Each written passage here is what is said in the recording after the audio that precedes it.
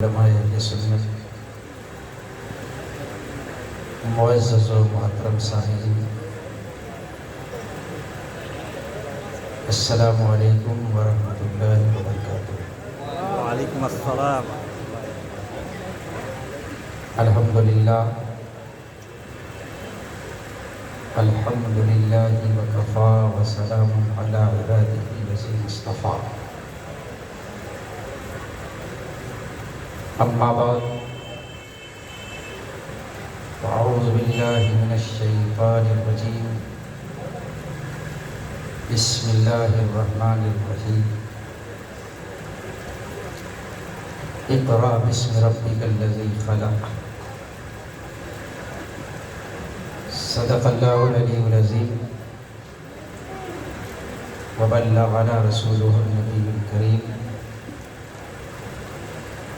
ونحن على ذلك لمن الشاهدين والشاكرين والحمد لله رب العالمين۔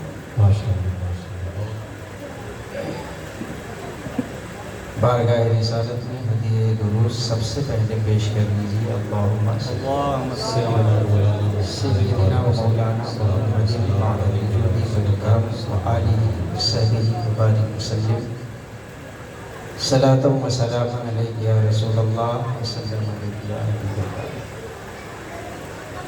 حضرات گرامی، جس نہج پہ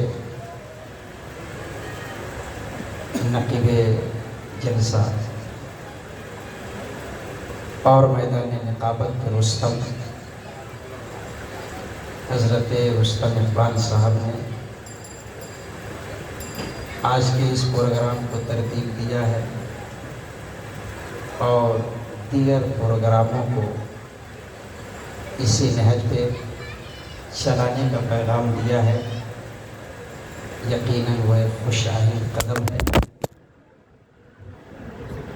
دنیا میں اردو زبان کہ تقریر یہ خود سے سنیں گے، نعت انہیں زبردستی سنانی پڑے گی۔ کسی نعت خان کی عظمت کتنی ہی بڑی کیوں نہ ہو، اپنی نسبت حسان بن ثابت سے جوڑنا بالکل رواں ہے، مگر دنیا کا ہر نعت خان بہت زیادہ اگر کچھ صفت اپنے اندر پیدا کر سکتا ہے، کوئی نسبت پیدا کر سکتا ہے، تو وہ حسان تک جا سکتا ہے۔ لیکن الحمدللہ خطبہ کی یہ عظمت ہے کہ میرے مصطفیٰ نے فرمایا جب قیامت کا دن ہوگا تو میں خطیب بن کر لوگوں کے سامنے آؤں گا۔ نعرہ تکبیر، نعرہ رسالت، عظمت اسلام، پیغمبر اعظم کا فرمان، حضرت علامہ ڈاکٹر ممتاز عالم قادری، نعرہ تکبیر۔ آپ کی تقدیر صرف اور صرف ان باتوں کو سننے سے بدل سکتی ہے جو آپ کے کانوں کو اچھی نہ لگے، جو آپ کے نفس کو اچھی نہ لگے، لیکن ہاں آپ کی روح مطمئنہ اسے سن کر عمل کرنے کے لیے آپ کو برانگیختہ کرنے لگے۔ حضرات گرامی، موقع حفظ قرآن کریم کا ہے اور جلسے کا عنوان اصلاح معاشرہ ہے، اس لیے میں علم اور معاشرہ دونوں کے اوپر تھوڑی دیر کے لیے آپ کے سامنے روشنی ڈالوں گا۔ نہ ہو تعلیم تو یہ زندگی اچھی نہیں لگتی، نہ ہو تعلیم تو یہ زندگی اچھی نہیں لگتی، جہالت سے تمہاری دوستی اچھی نہیں لگتی۔ نکھلنا علم کے خاطر مثال شمع زیبا ہے، نکھلنا علم کی خاطر مثال شمع زیبا ہے، بغیر اس کے نہیں پہچانتے ہم کے خدا کیا ہے۔ حضرات گرامی، موجودہ زمانے میں علم کی اہمیت کو سمجھنے سمجھانے کے لیے کسی فلسفیانہ دلیل کی ضرورت نہیں ہے، کسی دقیق بات کو آپ کے سامنے رکھنے کی ضرورت نہیں ہے۔ موجودہ زمانے میں ہر قوم، ہر انسان، ہر فرد جانتا ہے کہ بغیر علم کے ہم ترقی نہیں کر سکتے۔ جو پڑھے لکھے ہیں وہ بھی جانتے ہیں، جو نہیں پڑھے لکھے ہیں وہ بھی جانتے ہیں، ان کے دل میں بھی یہ ارمان ہے ہم نہیں پڑھے ہیں مگر اپنے بچے کو ضرور پڑھائیں گے۔ یہ نظریہ، یہ سوچ، یہ خیال اس لیے پیدا ہو رہا ہے کہ دنیا میں جتنی ترقی ہے، ہر ترقی کے پیچھے کوئی طاقت ہو نہ ہو مگر علم کی طاقت ہے۔ ہم چھپروں سے نکل کر چھتوں کے سائے میں آ گئے ہیں، رہنمائی علم نے دیا۔ ہمارے بدن پہ ڈیزائن کے کپڑے آ گئے ہیں، دماغ علم نے دیا ہے۔ ہمارے گھر منور ہے، گلیاں روشن ہے، بلب LED ٹیوب لائٹ علم نے دیا ہے۔ آوازیں دور تک پہنچ رہی ہے، نظریہ علم نے دیا ہے۔ چلنے کے لیے ٹرین علم نے دیا ہے۔ ہواؤں کو سینہ چیر کر فضاؤں میں پرواز کرنے کے لیے پلیٹ علم نے دیا ہے۔ بیماری سے ہر شخص کراہ رہا ہوتا، درد کا علاج اور اس کی دوا کا طریقہ علم نے دیا ہے۔ انسان سمندر میں اتر رہا ہے، علم کی برکت ہے۔ فضاؤں میں تیر رہا ہے، علم کی برکت ہے۔ دواؤں پہ ریسرچ کر رہا ہے، علم کی برکت ہے۔ حضرات گرامی، انسان کو اخلاق آ رہا ہے علم کی وجہ سے، ادب آ رہا ہے علم کی وجہ سے، سماج بدل رہا ہے علم کی وجہ سے، تہذیب آ رہی ہے علم کی وجہ سے۔ اللہ تبارک و تعالیٰ نے انسان کے جسم میں اعضا بنائے، ہاتھ بنایا پکڑنے کے لیے، پیر بنایا چلنے کے لیے، آنکھ بنایا دیکھنے کے لیے، دماغ بنایا سوچنے کے لیے، مگر جب تک جسم میں جان نہ ہو ہاتھ پکڑ نہیں سکتا، پیر چل نہیں سکتا، آنکھ دیکھ نہیں سکتی۔ پتہ چلا جسم کو چلانا ہے تو روح ضروری ہے، اور حرکت کو باقی رکھنا ہے تو روح ضروری ہے، اور اس حرکت کو شیطانی عادتوں سے بچانا ہے تو علم ضروری ہے۔ فلسفی تھیلس نے کہا ہے، پتھر کے لیے جس طرح سنگ تراشی ضروری ہے، ایسے ہی انسان کے لیے روح ضروری ہے۔ حضرات گرامی، پتھر وہ بھی ہے جو سڑکوں پہ پڑا ہے، پتھر وہ بھی ہے جو بیت الخلا میں لگا ہے، پتھر وہ بھی ہے جو سنگ میل بن کر کے روڈ پہ کھڑا ہے، مگر دنیا کا آدمی اس پتھر کی زیارت نہیں کرتا۔ پتھر وہ بھی ہے جو محبوب الہی کے روضے سے لگ گیا ہے، پتھر وہ بھی ہے جو خواجہ کی جالی سے لگ گیا ہے، پتھر وہ بھی ہے جو سرکار بغداد کے روضے سے لگ گیا ہے۔ تاریخ گواہ ہے، جس پتھر کو دنیا نہیں پوچھتی ہے اسے فنکار نے ہاتھ نہیں لگایا ہے، اور جسے فنکار نے ہاتھ لگایا ہے وہی پتھر تاج محل بن گیا ہے، وہی پتھر محبوب الہی کا جالی بن گیا ہے۔ نعرہ تکبیر، نعرہ رسالت، اصلاح معاشرہ کانفرنس، حضرت علامہ ڈاکٹر ممتاز عالم صاحب قبلہ قادری۔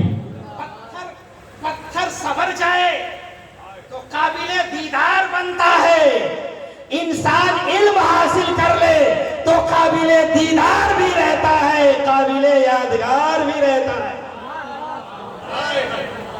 جملے ہیں بھائی، کیا تاریخی جملے آئے ہیں۔ حضرات اکرام، دنیا میں جتنے لوگ آئے فنا ہو گئے، کوئی نام لینے والا نہیں۔ بادشاہ آیا مٹ گیا، کوئی یاد کرنے والا نہیں۔ شہنشاہ آیا فنا ہو گیا، کوئی نام لینے والا نہیں۔ لیکن زمانہ ہوا، کوئی صاحب علم اس روئے زمین پر آیا تھا، تذکرہ آج بھی ہو رہا ہے، درسگاہ میں تذکرہ ہو رہا ہے، کالج میں تذکرہ ہو رہا ہے، لائبریری میں تذکرہ ہو رہا ہے، اخبار میں تذکرہ ہو رہا ہے، مائندہ کے منصوبے میں تذکرہ ہو رہا ہے۔ پتہ چلا دنیا میں اور لوگ آتے ہیں، فنا ہو جاتے ہیں، جو علم حاصل کر کے جاتے ہیں وہ دلوں میں زندہ رہتے ہیں اور ہمیشہ ہمیشہ کے لیے زندہ رہتا ہے نام علم سے زندہ ہمیشہ بھی رہتا ہے نام علم سے زندہ ہمیشہ میر، اولاد سے تو بوجھ بس یہی 2 پشت 4 پشت۔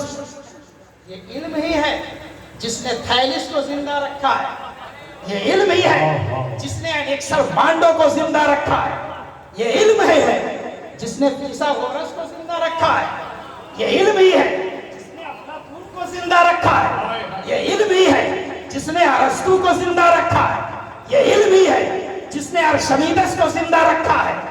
آ جائیے اسلامی دنیا میں پتہ چلے گا، علم ہی نے خالد بن یزید کو زندہ رکھا ہے، علم ہی نے الہمیاری کو زندہ رکھا ہے، علم ہی نے عبد الرحمن صوفی کو زندہ رکھا ہے، علم ہی نے جابر ابن حیان کو زندہ رکھا ہے، علم ہی نے ابن سینا کو زندہ رکھا ہے، علم ہی نے ابن حیثم کو زندہ رکھا ہے، علم ہی نے ابو بکر رازی کو زندہ رکھا ہے، علم ہی نے فارابی کو زندہ رکھا ہے، علم ہی نے ابن خلدون کو زندہ رکھا ہے، علم ہی نے امام غزالی کو زندہ رکھا ہے، علم ہی نے عمر خیام کو زندہ رکھا ہے۔ آ جائیے مذہبی دنیا میں پتہ چلے گا، علم ہی نے امام اعظم کو زندہ رکھا ہے، علم ہی نے امام مالک کو زندہ رکھا ہے، علم ہی نے امام ابو یوسف کو زندہ رکھا ہے، علم ہی نے امام زفر کو زندہ رکھا ہے، علم ہی نے امام شافعی کو زندہ رکھا ہے، علم ہی نے امام احمد ابن حنبل کو زندہ رکھا ہے، علم ہی نے جنید بغدادی کو زندہ رکھا ہے، علم ہی نے عبد القادر جیلانی کو زندہ رکھا ہے، علم ہی نے امام غزالی کو زندہ رکھا ہے، علم ہی نے اعلیٰ حضرت کو زندہ رکھا ہے، علم ہی نے مفتی اعظم ہند کو زندہ رکھا ہے، علم ہی نے تاج الشریعہ کو زندہ رکھا ہے۔ نعرہ تکبیر، نعرہ رسالت، مسلک اعلیٰ حضرت، مذہب اسلام، اصلاح معاشرہ کانفرنس۔ حضرات گرامی، علم بھلائی کی تعلیم، علم اچھائی کی تعلیم دیتا ہے، اس لیے ہر ایک نے علم حاصل کیا ہے، ہر ایک علم حاصل کرنا چاہتا ہے۔ اب آئے ذرا دیکھیں، اسلام جو دنیا میں بھلائی کا معدن بن کر کے، اسلام جو دنیا میں بھلائی کا پیکر بن کر کے آیا ہے، اسلام جو دنیا میں بھلائی کا نمونہ بن کر کے آیا ہے، اسلام سے پوچھے ہے اسلام تو بتا تیرے نظر میں علم کی اہمیت کیا ہے؟ حضرت گرامی ذرا دیکھیے، اسلام آج کس ماحول میں رہا ہے؟ عالم یہ ہے کہ اسلام جس ماحول میں آ رہا ہے، تہذیب مردہ ہو چکی ہے، ثقافت کی قدریں پامال ہو چکی ہے، ادب میں فحاشی کا طومار ہے، انسان کو مارنے کے لیے بے چین و بے قرار ہے، بیٹیاں زندہ درگور کی جائیں، جگہ جگہ شراب خانے کھلے ہوئے ہیں، ایک لڑائی صدیوں تک چل رہی ہے، لوگوں کا ایک خدا نہیں، ایک کعبہ میں 360 خدا ہے، مگر اسلام یہ نہیں کہتا ہے اے لوگوں بتوں کی پوجا چھوڑو، اسلام پہلے یہ نہیں کہتا ہے اے لوگوں اپنی بیٹیوں کو زندہ مت گاڑو، اسلام آتے ہی یہ پیغام نہیں دیتا ہے اے لوگوں ثقافت کی قدروں کو بلند کرو، اسلام یہ نہیں کہتا ہے اپنے اخلاق کی اصلاح کرو، اتنی برائیاں سماج میں ہے، اسلام کہتا ہے اقرا بسم ربک الذی خلق، پڑھو اپنے رب کے نام سے۔ میں نے کہا ہے قرآن قدغن لگانا ہے تو بد تہذیبی پہ کیوں نہیں، سد باب کرنا ہے تو برائی کا سد باب کیوں نہیں، خاتمہ کرنا ہے تو کفر کا خاتمہ کیوں نہیں، مٹانا ہے تو شرک کو کیوں نہیں، سب سے پہلے جہالت کو مٹانے کی بات تو کیوں کر رہا ہے؟ تو قرآن نے کہا تم سمجھو گے نہیں، انسان اپنی بیٹی کو زندہ گاڑ رہا ہے جہالت کی وجہ سے،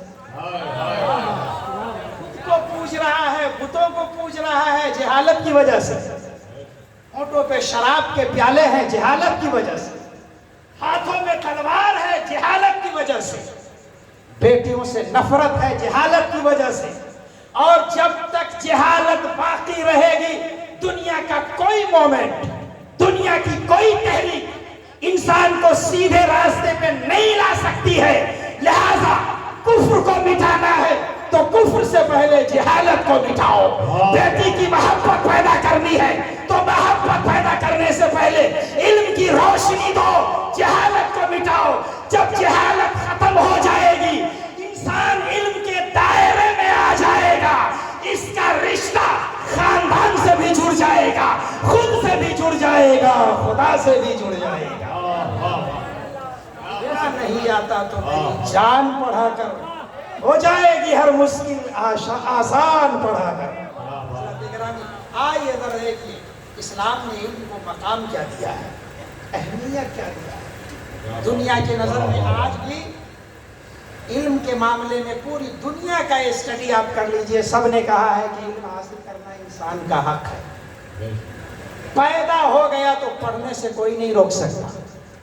امریکہ کا قانون یہی ہے، یونیسیف کا قانون یہی ہے، ہمارے انڈیا کا قانون یہی ہے، برطانیہ کا قانون یہی ہے. علم حاصل کرنا انسان کا حق ہے. پوری دنیا نے علم حاصل کرنے کو حق قرار دیا، مذہب نے علم حاصل کرنے کو حق قرار دیا، مگر پوری دنیا کی تہذیب، پوری دنیا کے قانون اور پوری دنیا کے مذاہب میں صرف اسلام وہ مذہب ہے جو کہتا ہے علم حق ہی نہیں ہے بلکہ انسان کے لیے علم حاصل کرنا فرض ہے. مرد ہے تب بھی علم حاصل کرے، عورت ہے تب بھی علم حاصل کرے. گویا میں کہہ سکتا ہوں اسلام کی نظر میں علم زندگی ہے، جہالت موت ہے. جو جاہل ہے اسے زندہ کہلانے کا حق نہیں. زندہ وہی ہے جو صاحب علم ہے، زندہ وہی ہے جو علم رکھتا ہے، زندہ وہی ہے جو خود کو بھی پہچانتا ہے، خدا کو بھی پہچانتا ہے. دنیا میں اسلام کی نظر میں علم کی اہمیت سب سے نیک عمل جس کی وجہ سے آدمی خدا کا قرب حاصل کر لیتا ہے کیا ہے؟ نفل نماز ہے.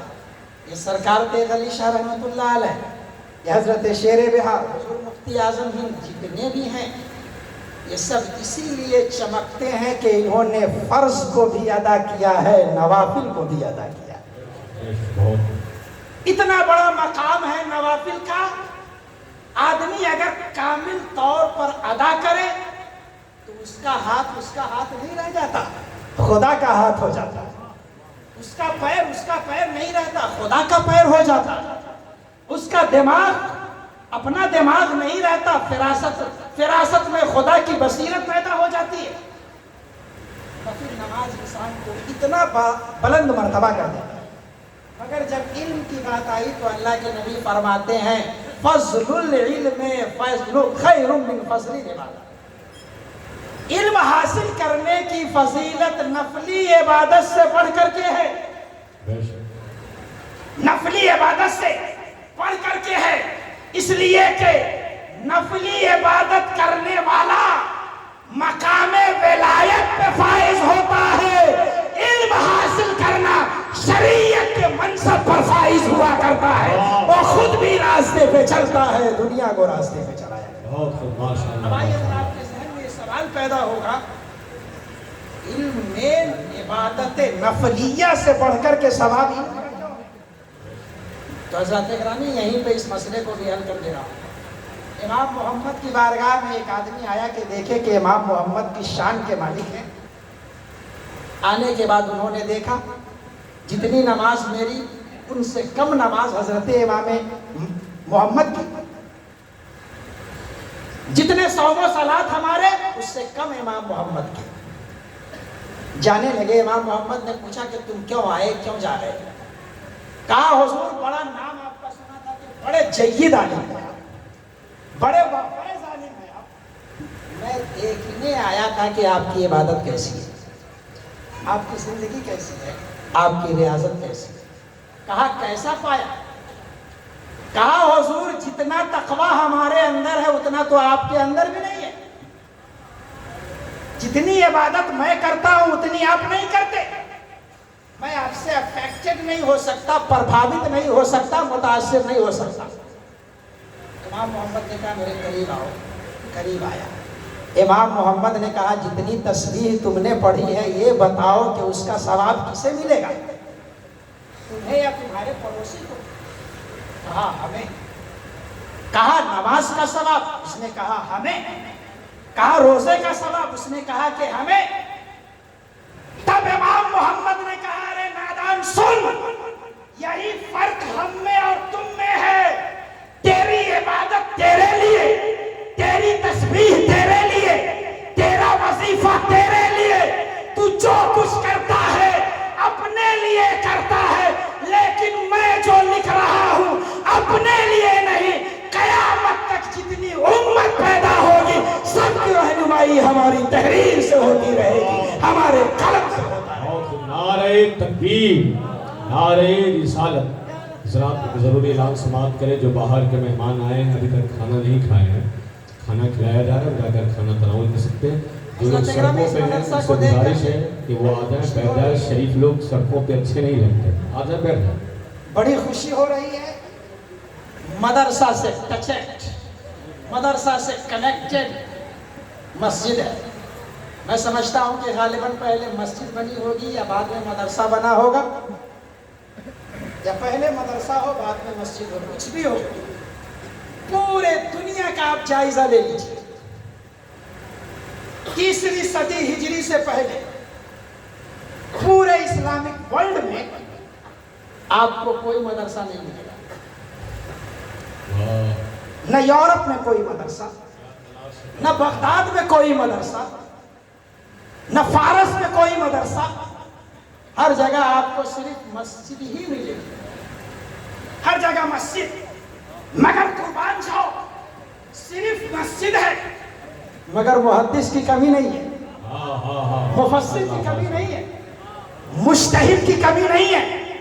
میں نے کہا اسلام تیرے دامن میں مدرسہ 3 صدی میں آیا، جب سب سے پہلے نیشا پور کی سرزمین پر مدرسے بنے. پھر نظام الدین طوسی نے مدرسے کو عروج دیا. مدرسہ بہت بعد میں بنا. یہ محدث کہاں سے آ گئے، یہ مفکر کہاں سے آ گئے، یہ مدبر کہاں سے آ گئے، یہ بڑے بڑے علماء کہاں سے آ گئے. تو مسجد کے بلند میناروں نے کہا تمہاری غلط فہمی ہے کہ یہاں صرف خدا کی عبادت ہوتی ہے.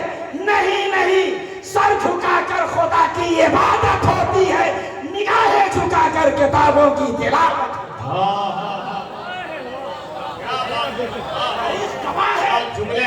عہد نبوی کی سب سے بڑی مسجد نبوی ہے، اور عہد نبوی کا سب سے بڑا مدرسہ مسجد نبوی ہے. آ جاؤ دمشق کی سرزمین پر بنو امیہ کے دور کی سب سے بڑی مسجد جامع اموی ہے، اور سب سے بڑا مدرسہ جامع اموی ہے. آ جاؤ اسپین کی سرزمین پر، پتہ چلے گا سب سے بڑی مسجد سب سے بڑا مدرسہ ہے. پتہ چلا ہماری عبادت گاہیں خرافات کی جگہ نہیں ہے، ہماری عبادت گاہیں علم کی جگہ ہے، نالج کی جگہ ہے، جہاں انسان کو پڑھایا بھی جاتا ہے، انسان کو انسان بنایا بھی جاتا ہے. حضرت گرامی لہذا اپنے مدرسے کی آپ قدر کیجیے. حضرت علامہ سعید صاحب بہت محنت کر رہے ہیں، آپ لوگوں کو ان کی قدر کرنی چاہیے. صاحب انسائکلوپیڈیا نے مدرسے کی تاریخ میں ایک بڑی پیاری بات لکھی ہے دہلی کے بارے میں. دہلی میں ایک بڑے آدمی تھے جن کا نام حضرت شیخ عیسیٰ رحمۃ اللہ علیہ. ان کے بیٹے شیخ محمد عیسیٰ، جن کے بارے میں اخبار الاخیار میں شیخ عبدالحق محدث دہلوی نے لکھا ہے بڑے صاحب کرامت. اس بیٹے کا باپ دہلی میں ایک مدرسہ چلایا، مدتوں تک مدرسہ چلایا. آج ہم مدرسہ چلاتے ہیں، مقصد کیا ہوتا ہے؟ سیکریٹری ہم رہے. مقصد کیا ہوتا ہے؟ صدر ہم رہے. مقصد کیا ہوتا ہے؟ نام ہمارا ہو، پوسٹر ہماری مرضی سے، جلسے میں مولانا ہماری مرضی سے. مگر قربان جاؤ، مدرسے چلانے والے کی خواہشیں کیا ہوتی ہیں؟ مدرسہ چلانے والے کی آرزو کیا ہوتی ہے؟ مدرسہ چلانے والے کی تمنا کیا ہوتی ہے؟ شیخ عیسیٰ کا آخری وقت آیا تو انہوں نے کہا میں نے جو کچھ کیا، اب میری بخشش کا ایک ہی راستہ ہے، اب میرے نجات کی ایک ہی راہ ہے. لوگوں نے کہا کیا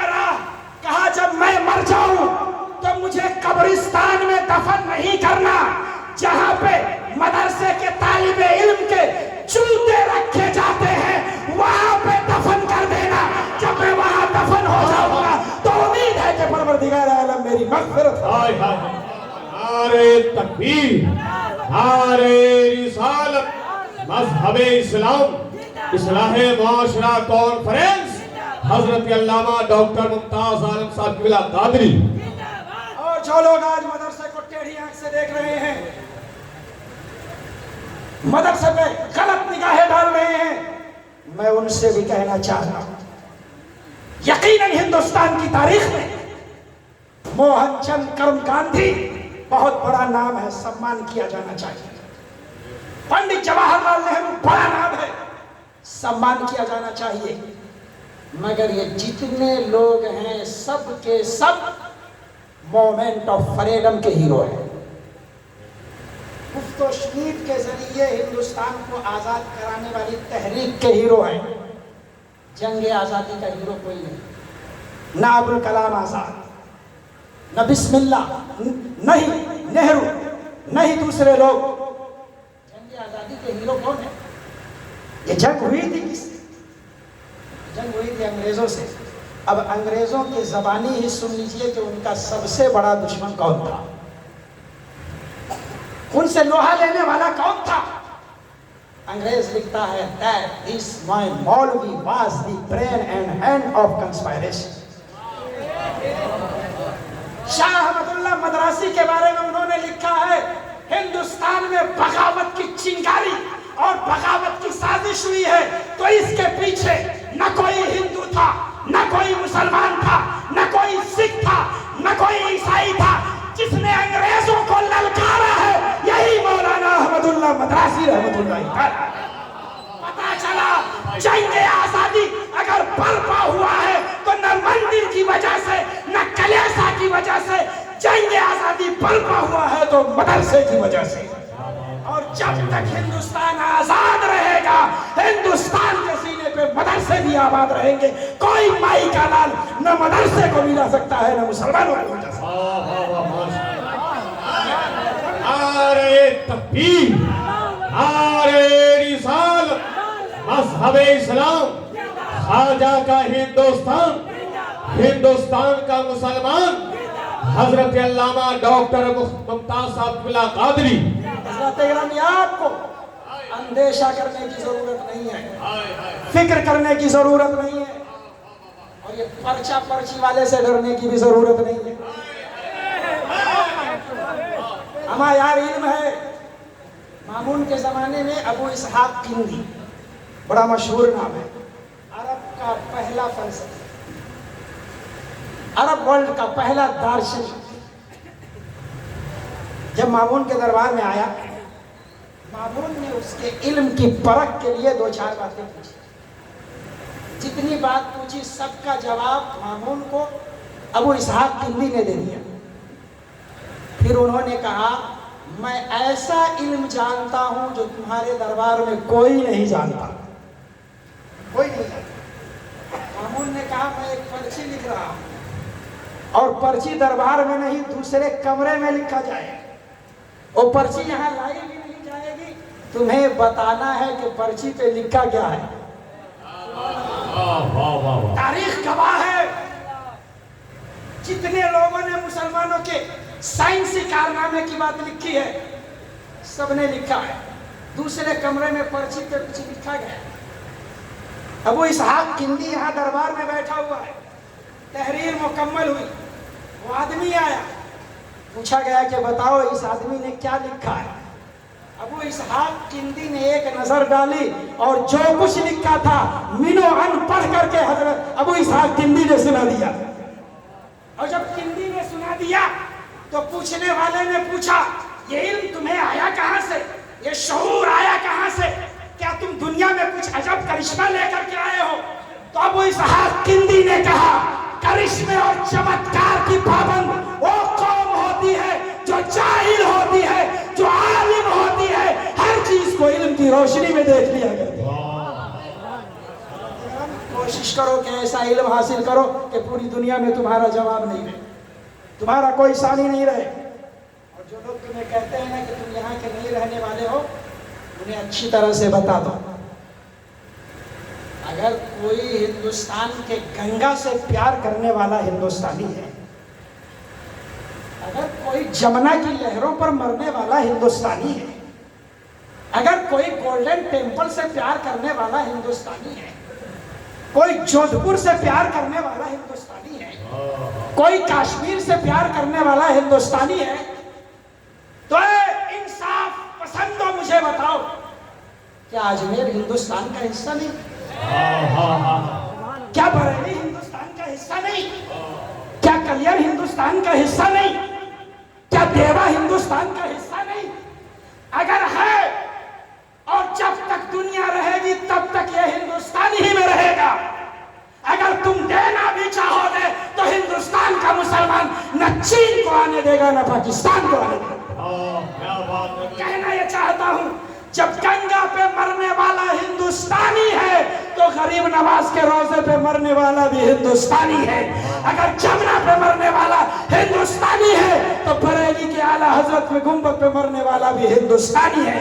اور جب تک یہ گنبد آباد رہیں گے ہندوستان میں مسلمان آباد رہیں گے. کوئی مسلمانوں کو فنا نہیں کر سکتا ہے. حضرت گرامی لہذا شعور کے ساتھ زندگی گزاریں. تعلیمی میدان میں خود کو وقف کر دیجئے. دنیا کی کوئی طاقت آپ کو ہٹا نہیں سکتی ہے. تماشا یہ ہے کہ آپ جو کچھ بن نہیں سکتے اس کے بننے کی کوشش کریں اور جو کچھ بن سکتے ہیں اسے بننے کی کوشش نہیں کرتے. ایم پی بننا چاہتے ہو تمہارا سپورٹ کبھی نہیں کیا جائے. ایم ایل اے بننا چاہتے ہو تمہارا سپورٹ کبھی نہیں کیا جائے گا. آپ مکھیا بننا چاہو گے تو کوئی مائی کا لال تمہیں روک بھی نہیں سکے گا. اگر تم سرپنچ بننا چاہو گے تو کوئی مائی کا لال تمہیں روک بھی نہیں سکے گا سوائے تمہارے بھائی کے.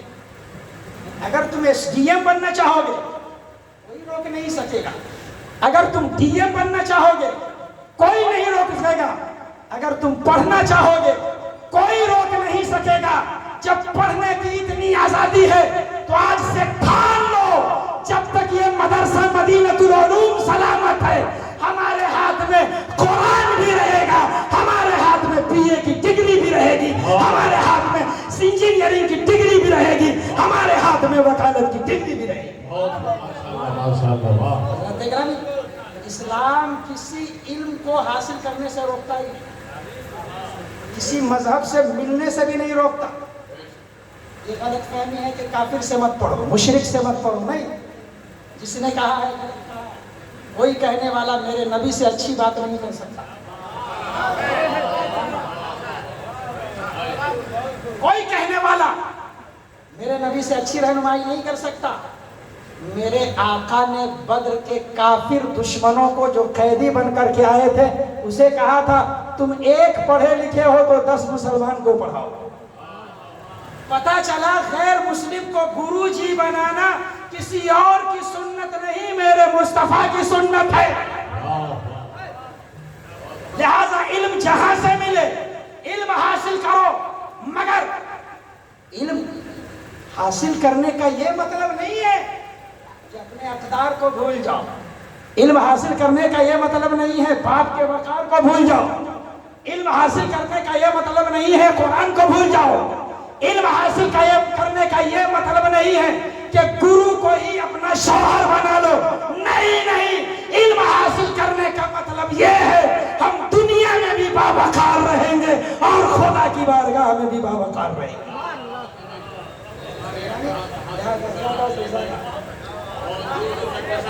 دنیا میں بھی باوقار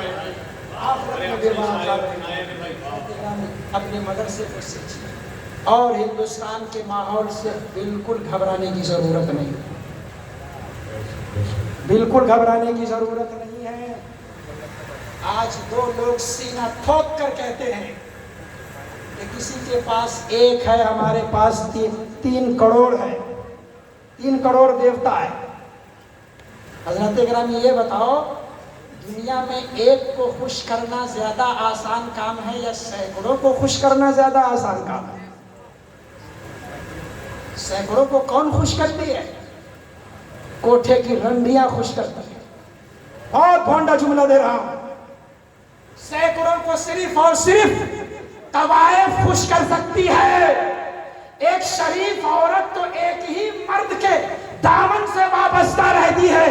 جب حیات میں گھر کو سنبھالنے کے لیے ایک شوہر کا ہونا لازمی ہے تو یقین مانو اس خانہ دل کی ضیاء کے لیے سینکڑوں خدا کی نہیں ایک خدا کی ضرورت ہے.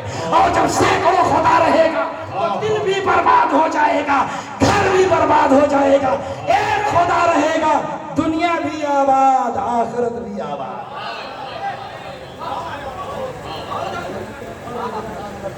بہت دنوں بعد حضرت گرامی دوسری بات, آج بدقسمتی سے ہماری بیٹیاں, اب حقیقت کیا ہے, جب نقاب کے پیچھے چھپے ہوئے پردے ہٹے تب پتا چلے کہ کتنے عورتیں اس کے خیمے میں. لیکن خدا نہ خواستہ اگر چلی گئی ہے تو یاد رکھو, دنیا میں کسی کو کسی کا اچھا لگ جانا کوئی عجیب بات نہیں. قرآن نے بھی اس سے منع نہیں کیا ہے. وَلَا عَبْدٌ مُؤْمِنٌ خَيْرٌ مِّن مُشْرِكٍ وَلَوْ أَعْجَبَكَ, ہے نا. کالا کلوٹا مسلمان جو غلام ہے خوبصورت مشرک سے اچھا ہے اگر وہ تمہیں اچھا لگے. تو قرآن منع نہیں کرتا ہے کہ وہ اچھا نہیں لگے گا, نہیں.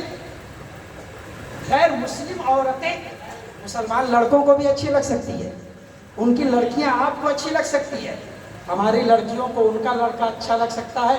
قرآن نے اس سے منع نہیں کیا ہے, اس سے انکار نہیں کیا ہے, مگر قرآن نے یہ بھی کہا ہے اچھا لگنا الگ سی بات ہے, آنکھوں کو بھانا الگ سی بات ہے.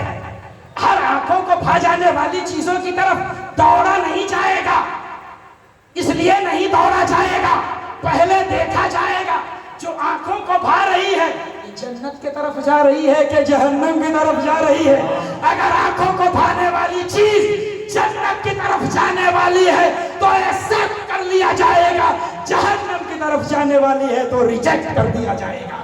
لہذا میری بہنوں خوب تعلیم حاصل کرو, یونیورسٹیوں میں تعلیم حاصل کرو, ڈاکٹر بنو, انجینئر بنو, مگر اتنا یاد رکھو تم اس قوم کی بیٹی ہو جسے سماج مارنا چاہتا ہے, جسے سوسائٹی مارنا چاہتا ہے, جسے سیاست مارنا چاہتی ہے. تمہارے باپ جو پسینے بہا بہا کر کے کماتے ہیں, ہر قدم پہ کوئی نہ کوئی مارنے کے لیے قاتل ہے. تمہارا بھائی جو اسکول کی فیس جمع کر رہا ہے, ہر قدم پہ کوئی نہ کوئی اس کا دشمن ہے. اور جو میرے بھائی کا دشمن ہو, میرے باپ کا دشمن ہو, میرے قرآن کا دشمن ہو, اسلام کا دشمن ہو, ایسے سے آنکھ لڑایا نہیں جائے گا, ایسے سے آنکھ کو بچایا جائے گا تاکہ سماج بھی باوقار رہے اور ہماری عزت بھی باوقار رہے. گرامی دوسری گزارش آپ لوگوں سے ہے کہ شادی کو اتنا آسان کر دیجئے, اتنا آسان کر دیجئے کہ ہماری بیٹی کو کہیں جانے کی ضرورت ہی نہیں پڑے, ہر بیٹی کا ہاتھ پیلا ہو جائے. پروردگار عالم ہمیں اور آپ کو عمل صالح کی توفیق عطا فرمائے. وقت ہوا چاہتا ہے انشاءاللہ پھر چلیے پڑھیے درود شریف.